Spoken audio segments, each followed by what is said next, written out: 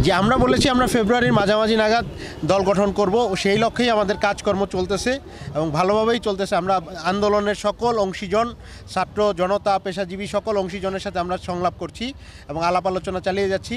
ইনশাল্লাহ আমরা অতি দ্রুত দলের ঘোষণা দিতে পারবো এবং একটি রাজনৈতিক দল এই ফেব্রুয়ারির মধ্যে চলে আসবে ইনশাল্লাহ।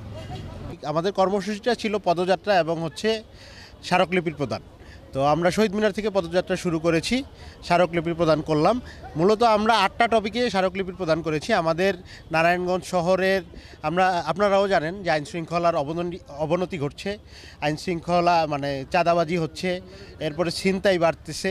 এই টপিকে আমরা কথা বলেছি। আমরা প্রায়োরিটি লিস্টে প্রথমে রেখেছিলাম শহীদদের পরিবারগুলো মামলাজনিত নানা ধরনের হয়রানির শিকার। এই হয়রানি থেকে পরিত্রাণের যে ব্যবস্থা, এটা যাতে জেলা প্রশাসন দায়িত্ব নেয়।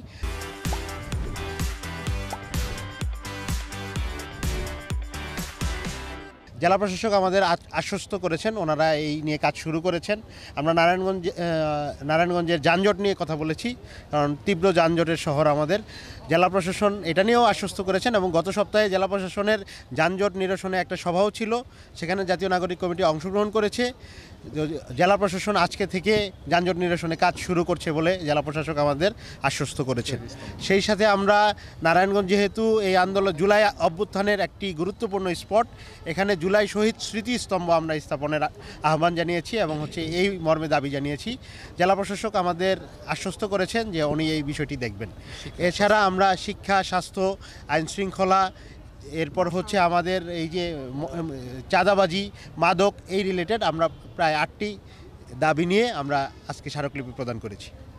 আমরা স্পেসিফিক বলেছি যে আসলে আমাদের এই মামলা সংক্রান্ত হয়রানি এবং ফ্যাসিবাদের দোসরদের যে বিচারের আওতায় আনার ব্যাপারটি, সেই ব্যাপারটি যাতে গুরুত্বর সাথে প্রশাসন আমলে নেয় এবং এই ব্যাপারে ব্যবস্থা নেয়।